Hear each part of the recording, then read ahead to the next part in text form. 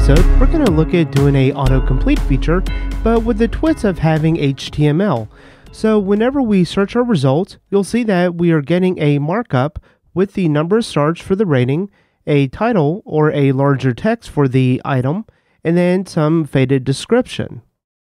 And the JavaScript library that we'll use to accomplish this is the jQuery UI. And I really like the documentation for jQuery UI because they show all the different options and methods and events that are available for each one of these, as well as examples covering different scenarios. And in our gem file, we'll use the railsassets.org libraries again. And if you are creating a Rails 5.1 or later application, you will need to include the jQuery gem as well. Be sure to run bundle and restart your Rails application. Next, in the application.js file, we'll need to add jQuery and jQuery UI. And then in the application CSS file, we'll need to add a require for the jQuery UI. And then in our controller action, I'm just using the welcome index. We can create a text field tag, and then I'll give it the name product. And we'll need to be able to reference this item within our JavaScript, so let's also give it a class of autocomplete.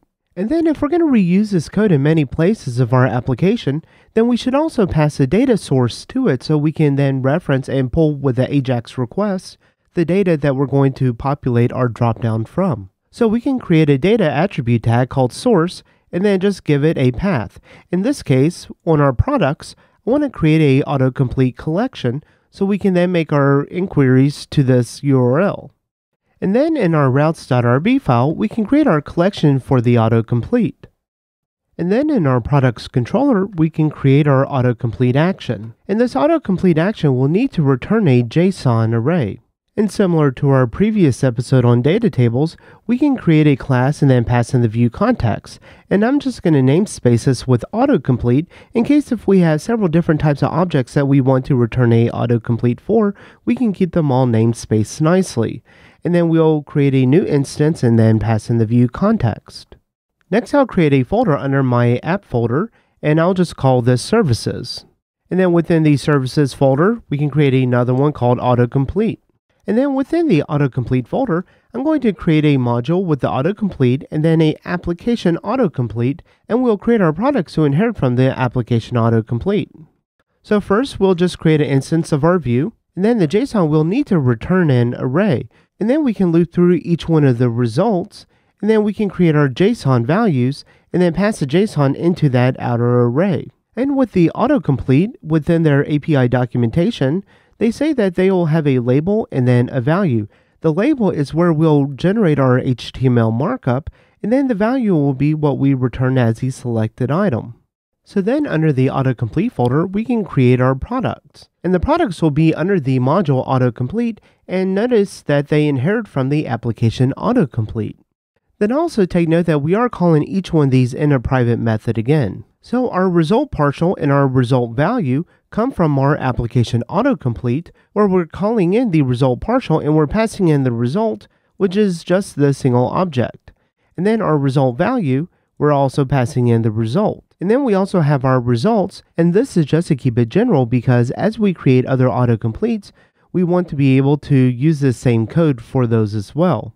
So in our case, for the result value, I just want to pass in the product name. And then in the results, we can call a query to capture the objects. And in this case, the query is just the %, so it's a like function. And then we pass in our parameter, and then we just want to return up to 5 items. And the results partial is where we want to render out our HTML. So we can use the application controller new render to string, and then we can specify our partial, and this can be under the products autocomplete. And then we can pass in our product into that partial, and then we do need to call HTML safe on here.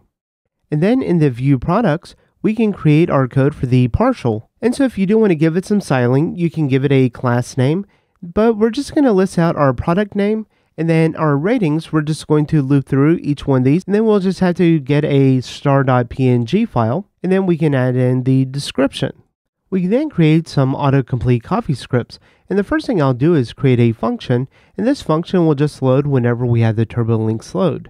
And the nice thing about doing this is that if you do use a JSERB as a AJAX callback within your application and you're displaying a modal or inserting in new text, then you can just call the autocomplete function within your JS-ARB, and it would initialize the autocomplete on that partial that you've loaded. So within the autocomplete function, we'll loop through each one of the autocomplete classes, and then we'll call two functions on here.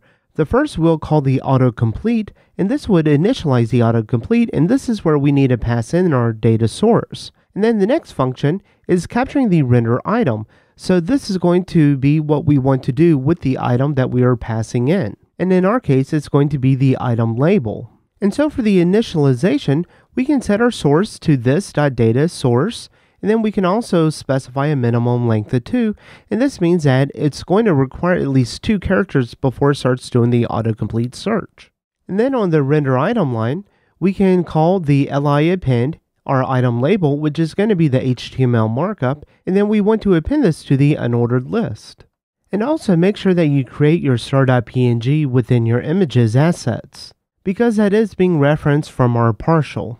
So if we go back and refresh our page now, we can type in our text, and then you'll see that we have it all listing and it's working.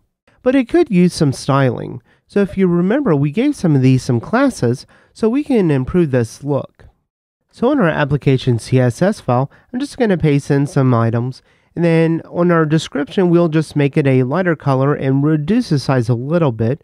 We want to set the UI widget content, UI autocomplete, to have a max width of 350 pixels, and you can pick whatever's going to make sense for you. And then we're just going to make our input size a little bit larger. So going back and refreshing, we can then type in our text, and then you see this is our result. Well, that's all for this episode. Thank you for watching. For more videos, check out driftinruby.com.